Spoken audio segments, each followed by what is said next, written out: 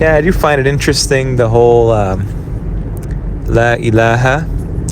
And there's an ayah in the Quran that evades so much logic, so many translations. They just don't want to really translate what's there, because in their small brains they would see three gods.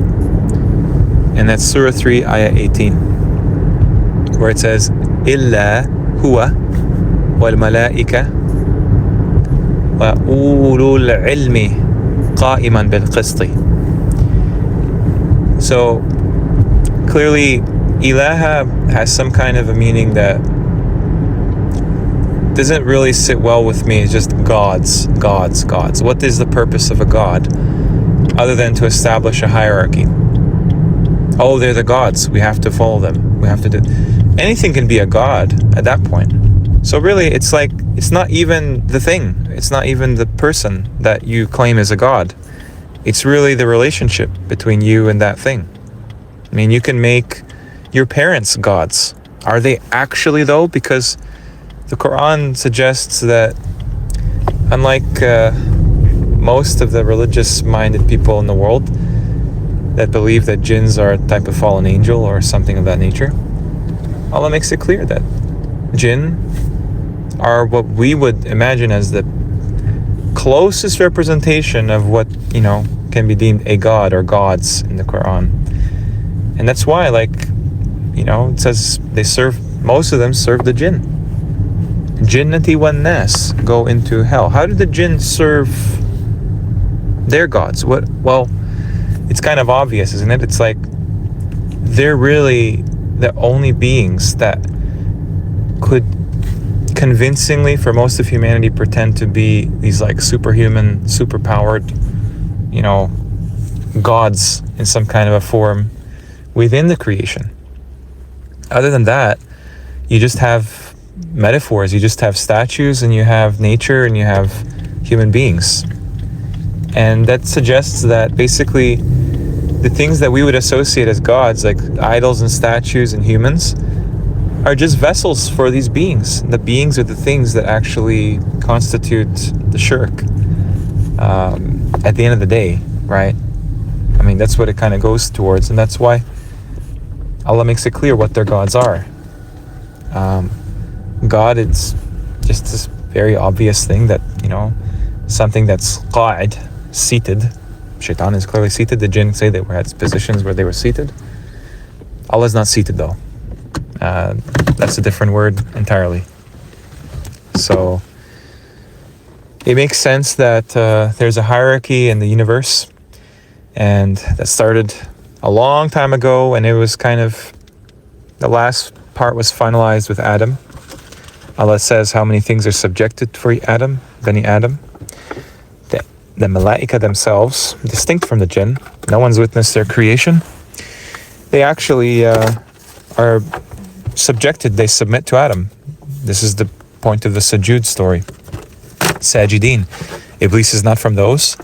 Iblis actually should have been down in the food chain, down in the hierarchy of commands, right? That's why humans command everything. In the Quran, it's not affairs or matters, it's commands. So, Iblis tries to override that, and because Allah's plan and strategy, encompasses any possible opposition, right? That means that they just create another hierarchy for themselves, right? For example, like the word hierarchy etymologically has to do with the order of angels, the angelic powers, heavenly orders, that angels are clearly called as ranks, as-saf, The angels, the jinn, the humans, under Sulaiman and probably other, from the Nabiyin, they created a utopia on earth. And the shayateen were the ones that undermined this order. They didn't like being slaves. They wanted abolition of slavery for shayateen. And what do we have now? We have now a system, a society that we do all the things that they should be doing. Because now they're the freed Masons, right? They're the freed Masons.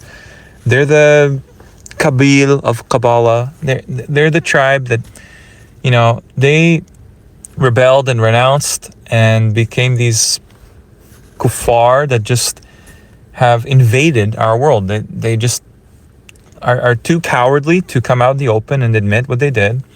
So they play these games, like where you can basically do ruqya on anyone in any religion and it works. Imagine that. Because it's shayateen. They're trying to convince you through these stupid signs and magical, sleight of hand, really, that, Christianity is true because it can exorcise demons. Buddhism is true because it can exorcise demons. Islam is true because it exorcises... No. The demons are the cause. And they facilitate the solution to keep the person imprisoned in this religion. Which, let me tell you what the point of religions are, right? The point of these religions, it is understood already somewhere along that hierarchy. And by the way, Shaitan is deluded as much as all the people that serve him knowingly and unknowingly are deluded. Okay, it's al-gharur. However, there has to be some consciousness within the hierarchy of these religions that knows that if you follow this, you go to hell. That's why they're created, because somewhere along the line, people get compromised and they don't see a way out. They just give up and they say, hey, at least I have power and privilege and money and success and fame. And well, if I'm going to hell, I'm going to bring everyone else with me. This is the idea with Shaitan. He doesn't want to admit that he was wrong. He doesn't want to turn back and amend his ways. He's not a salih, not at all. So this is why we're in this situation, because he's such an arrogant prick. That's all it is. And the human beings followed suit, like, cattle that they are. That's what Allah says. They're worse than cattle. Why? Shaitan only has authority over the cattle-minded. Think about that. Allah tells you to reflect and remind yourself and remember and think and ponder. So you are above this status, right? You are given a very important status as a offspring, a descendant of Adam. More so as an offspring descendant of Israel. What we're doing now is we're renouncing that. We're getting rid of that. Why? So we can have this convenient lie that Shaitan offers. It's very enticing. He did that to all of our ancestors. And what that does is it demotes you. It demotes you from the angels serving you, the jinn believers serving you, asking, command me, what can I do for you, human? How can I be of service? It takes you out of the manager position and down to the slave. It's interesting. There's two words for the abada root. One is to serve. And that's what Allah calls, He says, ibad Allah. Be from the ibad. You're the ones that serve, consciously. No compulsion, nothing. However, Ibrahim's father, you know how their relationship was to their gods? It was as slaves. Abiduna. We found our followers, abidun of them. That's what Shaitan wants. He's pissed off that he doesn't get this self-perceived glory, and Adam does. It's all jealousy. That's all it is. Think about every single interaction you've ever had in your life where it was negative. It's basically jealousy. Because, I'm sorry, but we have these qareens around us, connected. They listen in. They influence human affairs. They're jealous. They know where they're going. They know that they just exist to be like an inverse type of angel from the jinn world, where they just are sent to lead people to hell. That's their whole purpose. The angels, though, they're guardians. They guard the believers. They're the allies of the mu'mineen. However, when you look at Shiva, he's got the same freaking story as Shaitan.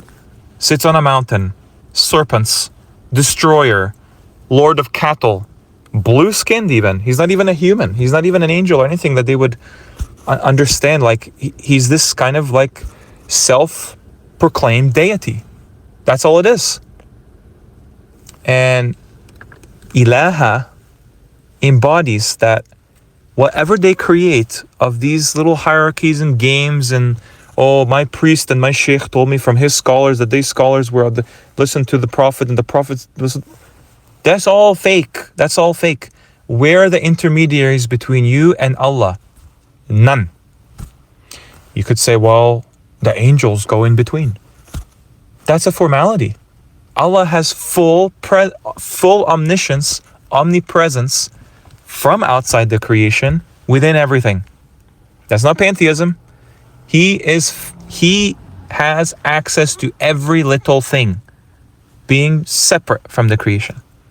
I'm sorry, but he's not in every rock and tree, and he's not part of nature. He's not a little thing that's in nature like Shaitan, the puny god. No, it's just there to highlight that all of these forces, everything that happens in the world, it's all by measure. You don't think that maybe Shaitan serves a purpose? Because Allah did not make anything in jest, right?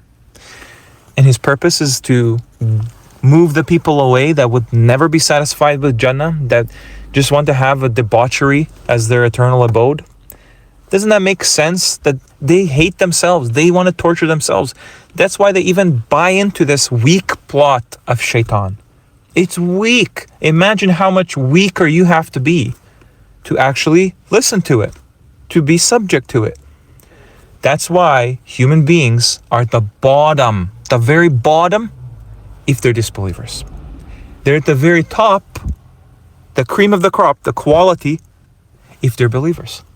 Why? Why, as a human being, would you even think to put any kind of status or assign godhood to Shaitan? How? That means you're swine. That means you're cattle. Worse.